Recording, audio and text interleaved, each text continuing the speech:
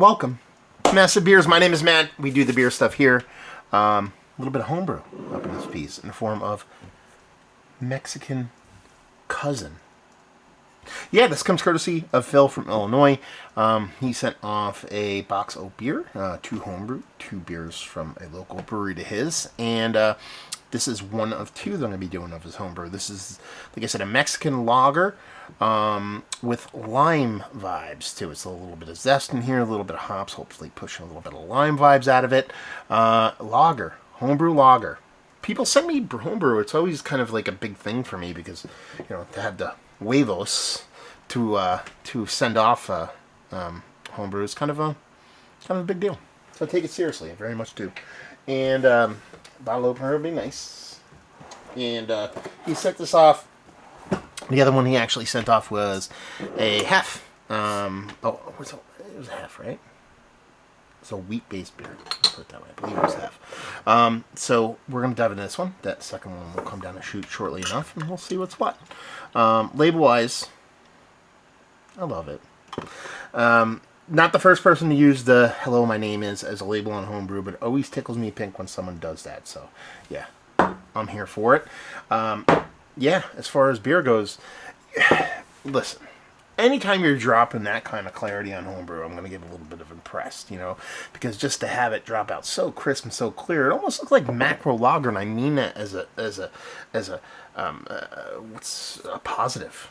There's a better word to use there. I don't know why I can't come up with it, but it definitely looks the part of a hyper clean beer, a nice kind of like.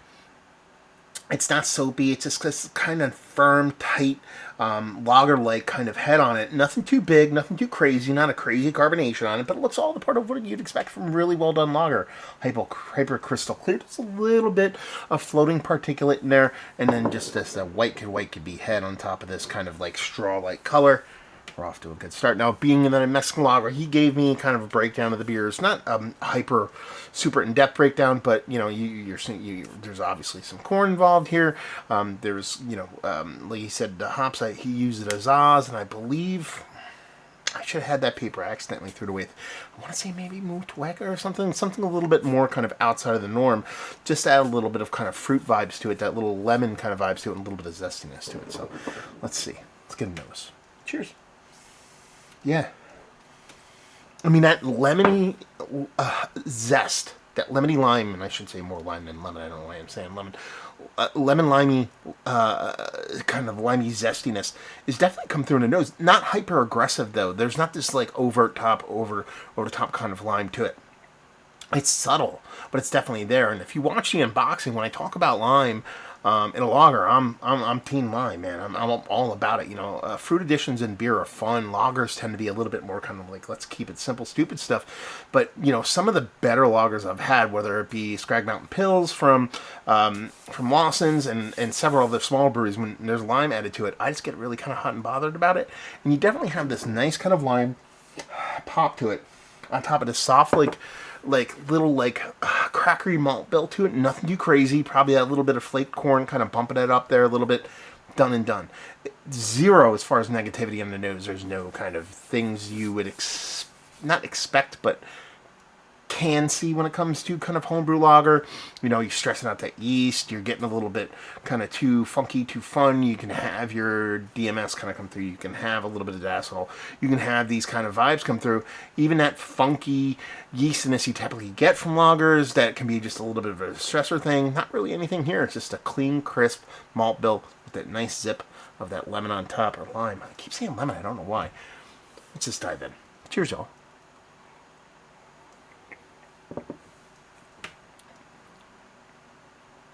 That's good. It's very good. It's a little heavy. If I'm going to sit here and I think throughout the whole beer, if I'm going to get a little bit kind of nitpicky, as far as Mexican lagers go, they typically end up being a little bit more kind of refreshing, crispy, ultra chugger beers. I think that's kind of where Mexican lagers tend to hang their hat. This isn't a dense beer. It isn't a thick beer. For that style, maybe a skosh heavy, but that's even me just kind of nitpicking off the cuff. Super clean. It feels like there's a decent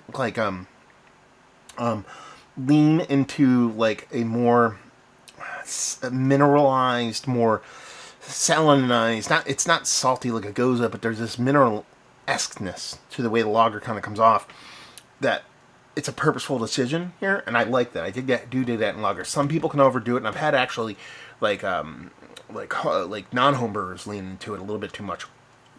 But it definitely works here. That combination of those hops, not the classic lageries, Aussie hops, but that new school hop with that little bit of lime zest kind of works here. It definitely has this kind of punchiness to it without becoming heavy-handed by any stretch of the imagination. I've gotten much more lime vibes from other lagers, so I like the subtlety of it. It's definitely there. I don't think it's mistakable. I think it's a mystery beer. I get it through and through, but again, it's not heavy-handed. And then from the maltless side of things, nothing too crazy. Little Pilsner malt, a little bit of corny vibes, nothing too crazy. But like I said, if I'm really going to sit here and I'm going to nitpick, and I think that's the whole purpose of homebrew reviews, there's something about it that comes off a little bit hefty, a little bit too heavy, dense for the style. Again, for the style. I need to reiterate that it's not a dense beer. It's not thick. It's not turbid. It's not like a hefty beer. It goes down easy. But to be that Mexican lager, to be that thing that is just a thirst-quenching juggernaut, which is what I needed today. I finally did a kind of layout of gravel in front of my shed. I built a sandbox for my kid. I did all these things around the house. It was an 80-degree day, crazy day. Came in my shed here and I was like, okay, I'm gonna do a review. I want this Mexican lager, and it's footing the bill. It's quenching that thirst and for what I want it to do. But it's just, again, nitpicky here. There's something that just needs to be a skosh lighter about the beer for it to really be like 100 out of 100 Mount Rushmore level stuff for me. It's still close. It's still really, really well made when you kind of step back and you compartmentalize what you're drinking, which is a Mexican lager homebrew. You know, the clarity, the cleanliness of the beer, the personality of the beer, where it has that lime going for it. It has that little kind of cool kind of minerality thing going on that I dig quite a bit. All in all, it's probably one of the better, if not one of the best, homebrew lagers I've ever had. And that's the thing, you know, I can hold this up against other breweries and I can be like, I've had much worse craft lager than this. But if we're going to sit here and again, walk it back, I'm going to talk about if I were to improve this anyway, just make this a little bit skosh lighter. The flavor profile is on point. It's more the mouthfeel. Just if it was just a little bit lighter, I think it would be like home run status, like bonkers home run status. But very, very good stuff. Thank you very much, Phil, for sending this off. This is really good stuff. I mean, again, lager, homebrew, sending it out there, doing one of these on the table. Good stuff, man. Very, very cool. And I appreciate you reaching out, and I appreciate you sending stuff off. It's very, very cool, and this is definitely tasty stuff.